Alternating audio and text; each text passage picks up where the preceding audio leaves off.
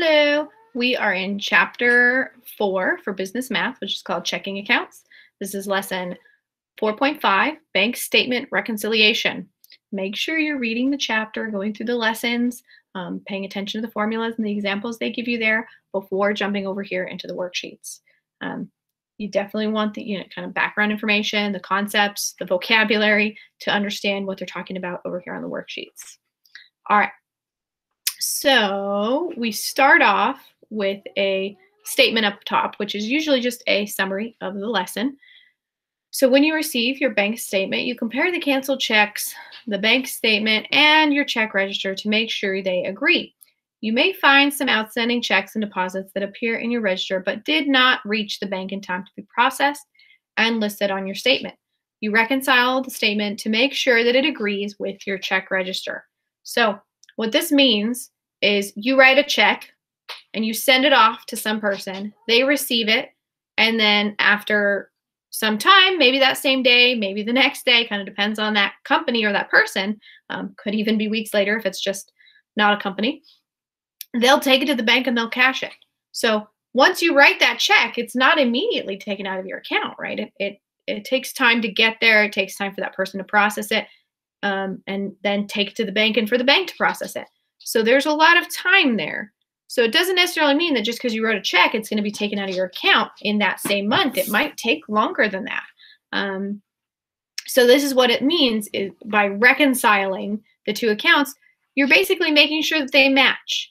And remember your check registry, that has to do with keeping track of your transactions. So when you write a check, you put it in your check registry and you correct the balance. When you make a deposit, same thing. You correct the balance. You add that to the previous balance to have your new balance. So you should always have kind of a running total of your checking account or even savings account. You don't write checks from a savings account, but same idea. You should have a running total of it. Well, we need to reconcile or make the match with the bank statement so that we can make sure that we've done everything correctly and we haven't missed anything. A lot of the time you're going to end up having to add the service charge to your check registry because you don't have that ahead of time. Sometimes it's the exact same amount every month, so you can kind of know what it's going to be, but it kind of depends on the bank there, but it should be the same amount every single month. So it's usually not too hard. So with this one, we're going to look down here and they give us this formula. We have the adjusted balance equals statement balance minus outstanding checks, payments, or debts, plus outstanding deposits. So we want to pay attention, what is my statement balance? What's outstanding that I have paid but hasn't actually hit the bank account yet? And then what's outstanding that I deposited that again has not hit the bank account quite yet? So when we look at this chart down here, they're not giving us a whole lot of information. We're just going to go across and fill out the chart. So we have our check register balance. So this is our register, what we've kept track of. And service charge, like I said, a lot of the time we don't always know that ahead of time. We have to wait for the statement to come out. So we need to subtract this real quick.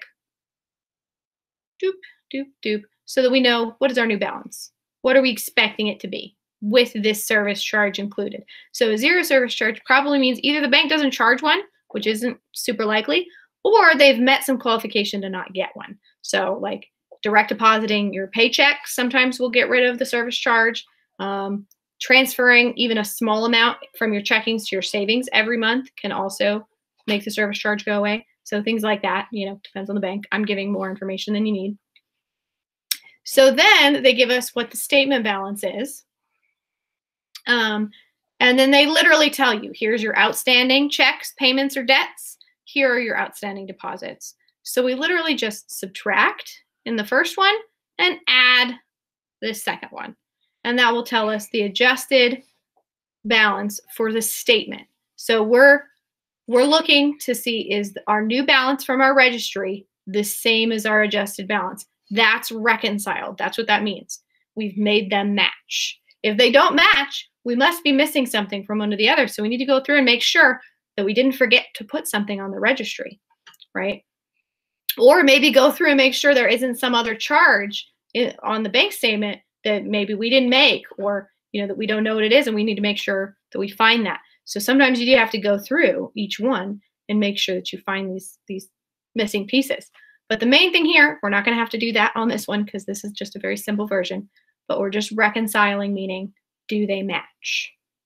So you're going to do that for each one. You're going to get your new balance by subtracting the service fee, and then you're taking, it's kind of like a separation here. So you're taking the statement balance, you're subtracting, you're adding. What do you get? Subtracting, adding, what do you get? And we want the new balance to match the adjusted balance. We want those two columns to match because that means they've been reconciled. They are the same. We know this is the balance we're expecting. This is the balance we have. Okay. All right. So looking down, I wanted to show you, this is actually a reconciliation statement that sometimes you can fill out. Same idea as the columns here, or the table up here, but now we're going to go and look at it on a reconciliation statement. So we have literally the two columns here. So remember, this is two different calculations. So we're going to go down here. Here's my check registry. I've been keeping track of that. I'm going to subtract my service charge, and I will have my new balance here. Okay. And then I'm going to jump over here to this side. Here's my statement balance that they put in. And then I have some checks here. I need to total these checks. I need to know how much outstanding checks. How much do I have in outstanding checks? And then we're going to subtract. I'm going to draw a line here because they don't really do that. So we're going to subtract that amount from the statement balance, and we'll have another amount here. Now we have outstanding deposits. We also need to add those together. So we know how much outstanding deposits we have. We have two of them here. And then we're going to add that to this balance. So we're going to bring it down and add. So we're going to add this new, slightly new statement balance because we subtracted outstanding checks. And then we're going to add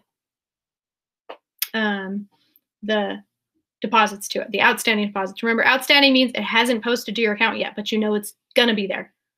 Maybe it happened like right on the last day of the statement. And so it's not actually processed in that statement. It's processed in the very next one. So it's there, it's in your bank, but it's not showing on that amount. All right, and then once you add that outstanding balance, these two should match. Again, that's the reconciliation we're looking for. Same thing we did here. We're just not going to cross. We're looking at it in two boxes. So this here is the first two steps we did here. Registry minus service charge equals new balance. Registry minus service charge equals new balance. And then we have statement minus outstanding debts, like checks or payments, plus our outstanding deposits equals our new balance. So we have statement minus our outstanding debts plus our deposits gives our new balance. So the only difference with these ones is you need to add them together to get the total. What is my outstanding debts? What is my outstanding deposits? All right, so that is the whole thing. Make sure you fill out this part here too. I didn't really. So this is either going to be a yes or no. In this case, we want them to say yes. They're not going to give you a trick question here. If they don't match, go back and try again. Okay, they should match. You should be able to reconcile these. I hope that definitely helped. I know I didn't do a whole lot of math on this one. It was more just walking you through how to do it. It's very basic math on this. So I hope it helped, and I will see you in section 6.